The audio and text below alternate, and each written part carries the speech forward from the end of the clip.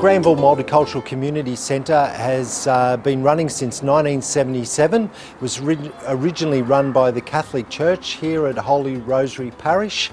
5 years later it became an independent association run by local community members and has been run like that ever since. So GMCC is really about building the well-being and resilience of individuals, of children, of families and of the community. So in all of our programs we're looking to assist people to feel that they belong, feel that they're accepted and feel that they can add value to the community in which they belong. Some of our staff actually have gone through various programs, whether it be family support or come through a playgroup or an English language class, and we've not only advocated and supported them, but we've also then been able to equip them and watch them grow and develop, and some of them are our part-time and full-time staff members right now. In our community recently we have the great population of new migration and refugee asylum seeker who has problem with language skills. We are honored to provide the English classes for them because that's the first necessary basic skill to get settled in Australian system. And as a refugee and mom, I honored to share my experience and to bring my experience to the community and encourage family to get involved with the community, sharing their experience with other family. Our teachers, fabulous. She's so dedicated and plan voluntary.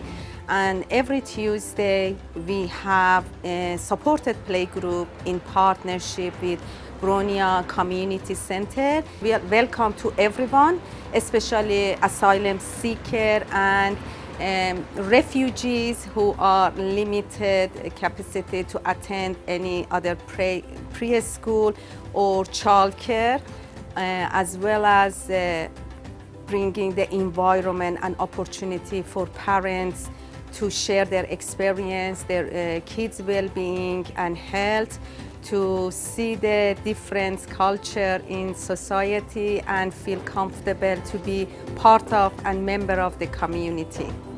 My name is Nuzhat and I basically come from Azad Kashmir. A couple of years before I start GMCC as a playgroup. I bring my daughter here and then slowly I talk to my other ladies who run the playgroup, and they asked me that it's good if you will start a career here.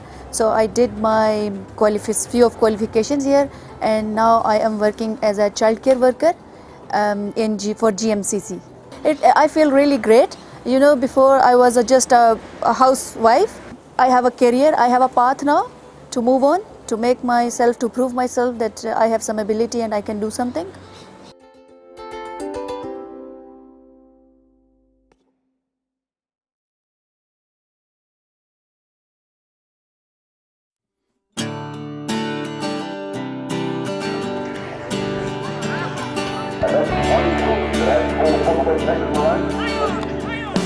The Gundje Origin started off as a football game, but was obviously meant to be a lot more.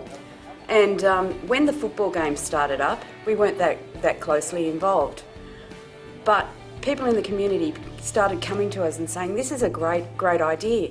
And the police then came to us and said, look at what we've got here. We were like, wow, you know, community buy-in, this is fantastic. This is something that we do every day. We'd love to be part of it. Through our conversations with the police, we realised that we were the perfect organisation to run the auspice on behalf of the whole entire program. So it's been a fantastic learning experience because WINS has always had a close relationship with our local Aboriginal community. Over 20% of our population is Aboriginal. But this has enhanced that relationship significantly. It's absolutely fantastic because it's broken down silos within the community. It's brought together organisations across the community, but it's brought the community together. People are doing so much for this program in the community on a voluntary basis. And it's not only about reducing crime, it's about including people in the community, about building our capacity as a community. The Gundje Origin program, it has a base that it stems from, and it's three elements. It's inclusion, to include everyone, it's reduced crime, and the last element is communities itself. And obviously, Gunji is an Aboriginal word for police, and that's how we're well known throughout the community, as New South Wales police officers are called Gunjis. Gunji Origin is divided up in 2 chapters. Chapter 1 is where it's a games sequence. We invite the West Haven Disability Service in to play league tag. We call them the West Haven Maroons. They're very passionate about their league tag. To combat and challenge New South Wales police officers in partnership with its Aboriginal and non-Aboriginal communities to play together, not against each other, but we play against the West Haven Maroons. So the other chapters of the Gunji Origin program is chapter 2. This is where the heart of all of it is, and that's where we see the inclusion element, reduced crime element, and the community element all coming together. Aboriginal people, non-Aboriginal people of our community, the unemployed, stakeholders alike, whether it be government, non-government, local business owners, they all come together during our meetings, and there's a number of those meetings that happen throughout the year where we all share that conversation at that table, and we, on a proactive basis, we create initiatives to do exactly those 3 elements. Include everyone in that dialogue, in that communication process. We aim to reduce crime in our town, and it's all about the community. So one of the initiatives that came out of the reduced crime meeting was a Dominant Dealer program, and what happened was our reports to Crime Stoppers went from 2 to 3 per week to a peak of 8 per day. That provided us with a wealth of information on drug supplies, and we said from the very beginning that we're not looking at targeting the drug users. We're looking at the suppliers, people that are pushing this scourge onto the community. After the initial part of the program, which was all about community awareness and getting people on board, we've executed 12 search warrants in the Wellington area. We've arrested over 29 people, and those charges now are up to around about 100 charges, mostly for drug supply, but also for supplying firearms and for break-in and steal and associated things. From day one, Wellington Information Neighbourhood Centre have been 110% behind us. They provide not only our administrative support, but they really are our social conscience. They keep us in contact with the community. They let us know what's happening out in the community. They just are an absolutely fantastic organisation. It's a real focal point for the town. Oh, I think it's great. It's getting all the services to work together. I think that's absolutely fantastic. A lot of services sometimes do their own thing. Gunji's been great in bringing all the services together and working for a common goal. Being a neighbourhood centre has been a core to this project because we don't have one single box that we have to tick. We can work right across the community, and no other organisation in our community has the capacity to provide this support across the community. Neighbourhood centres can work outside the box. We're not stuck in that bureaucratic mire that some of the bigger organisations are stuck in. So we're so lucky because we can respond directly to community needs and to the issues that the community wants to address, that they want us to address as a community, and that we can address together as a community.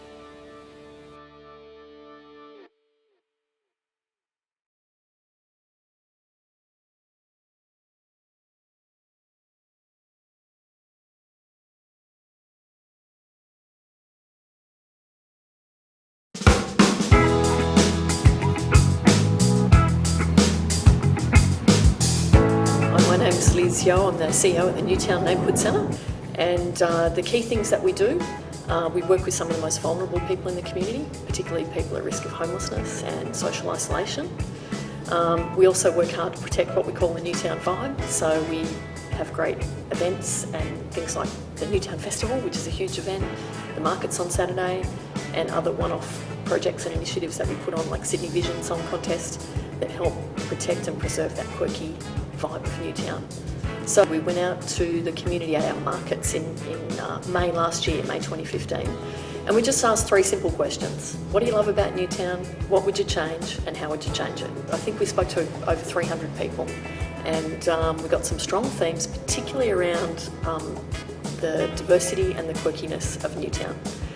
The other thing that was news to me was that there were particularly some young people saying they really felt like that vibe was a bit at risk. You know, it was getting felt a bit more unsafe late at night. Then in June there was a serious incident where a transgender person was bashed at a local hotel. That really got a lot of media attention, really galvanised a lot of the community. And so in response to that, working with the local member and the local business precinct and ACON, we decided to put on a public meeting, which we facilitated here at the Neighbourhood Centre. And we got 150 people that turned up to a public meeting in the middle of the week, all feeling very, very strongly about what was going on in Newtown. And then from that, a number of us who'd been involved in setting up the public event decided it would make sense to put on an ongoing roundtable of some of the key community players, community leaders who could actually come together and say, what can we actually do about this? How can we protect this vibe that we all value so much? So we all looked at it from the perspective of what could we do. So the hotels did their bit. They actually did a voluntary early close, for example. The councils did their bit. They looked at late night taxi ranks on King Street and advocated for that. The City of Sydney supported safer bars training to help bar staff deal with difficult drunken, aggressive people in their bars. So those were some of the initiatives. Our particular one was this thing called Friday Night Vibes. Basically, we had a series of 8 Friday nights. We're out the front of our neighbourhood centre, which is right in the heart of Newtown. We organised a local band, a local artist and some local artisans to spend just from like 6 till 8 at night out the front playing music, doing art. And it just created this really nice Friday night vibe. The other thing we did, which people loved, is we handed out flowers at the train station, just saying, welcome to Newtopia. This is what we dream of. Well, I've seen Newtown Neighbourhood Centre as being really critical in bringing the different players together. So the police and residents and the various service providers and hoteliers, and just getting that discussion going. I think it's been really useful from a business point of view. It gives us the other side of the coin, the more public views that we don't necessarily hear.